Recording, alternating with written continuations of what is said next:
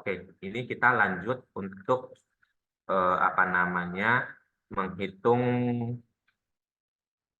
eh, pegawai tetap yang pajak terhutangnya ditanggung oleh pemberi kerja atau tunjangan pajak istilahnya ya. Jadi kadang-kadang kan ada wajib pajak nih orang pribadi yang bekerja di perusahaan, terus ternyata PPh 21-nya ditanggung oleh perusahaan atau di gross up. Nah, itu cara perhitungannya gimana? Nah, untuk perhitungan apa namanya untuk pegawai tetap yang pajaknya ditanggung oleh perusahaan atau di gross up, memang ini agak sedikit rumit dan memang ada rumus apa namanya rumus perhitungannya.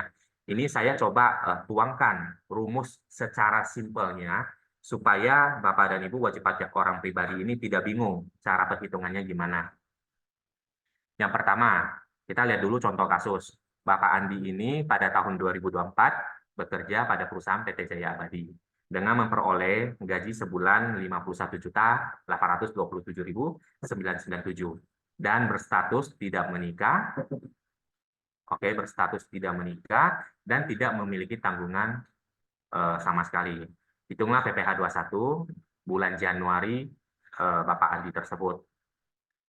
Yang pertama kita harus isi dulu ya. Yang pertama kita harus isi dulu apa namanya penghasilan yang diterima. Oke, penghasilannya.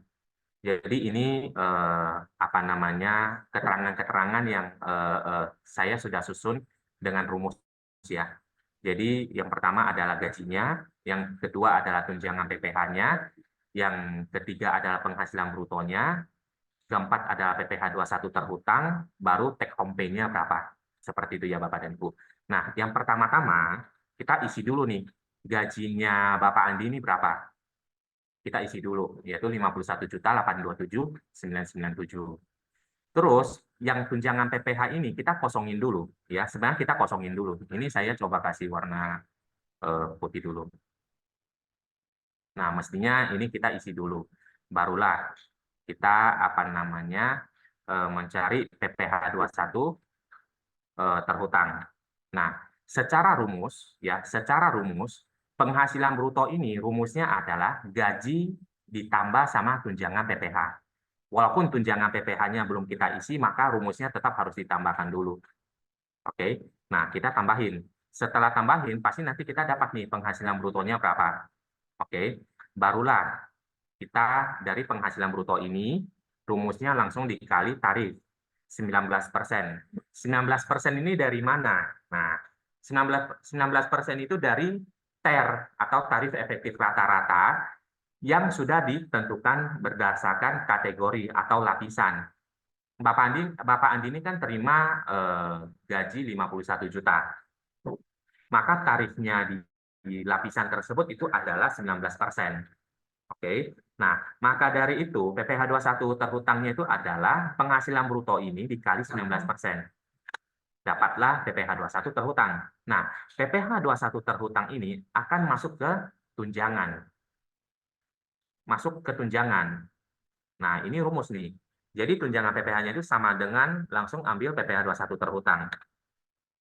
Oke. Oleh karena itu, total keseluruhan penghasilan bruto yang diterima itu adalah gaji ditambah tunjangan PPh 21.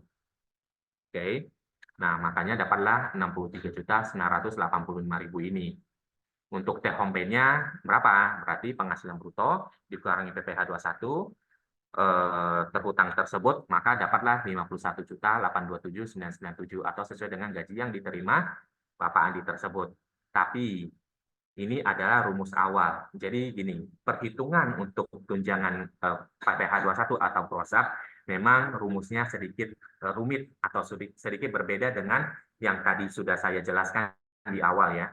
Nah, setelah kita hitung yang pertama, maka kita masuk lagi ke perhitungan kedua. Oke, perhitungan kedua. Tetap sama, kita pertama masukin dulu gaji Pak Andi sebesar 51.827.997. Tunjangan PPh sama, tidak kita isikan dulu, tapi kita sudah kasih rumus, yaitu sama dengan menggunakan PPh 21 terhutang ini. Oke, rumusnya sudah seperti ini. Nah, terus penghasilan bruto itu adalah gaji ditambah tunjangan PPh.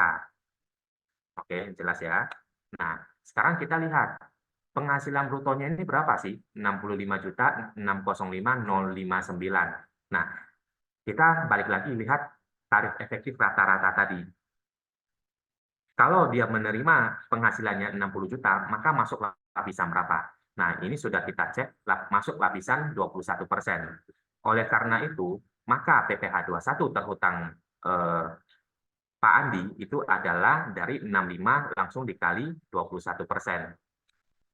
Dapatlah PPh 21 terhutang real adalah sebesar 13 juta.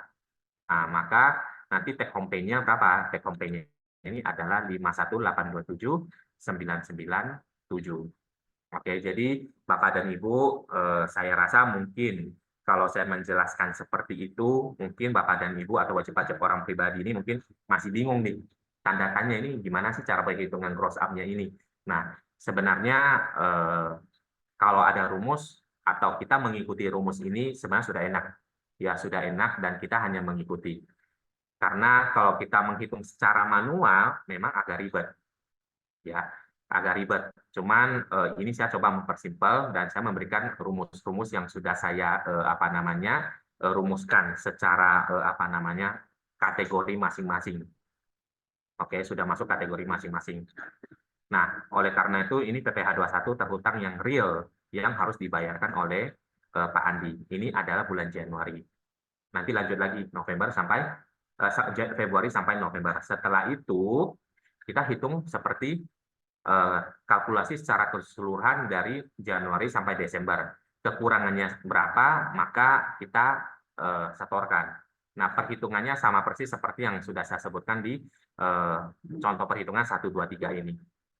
Ya, ini saya hanya kasih gambaran saja terkait tunjangan gross up yang nanti akan kita hitungkan.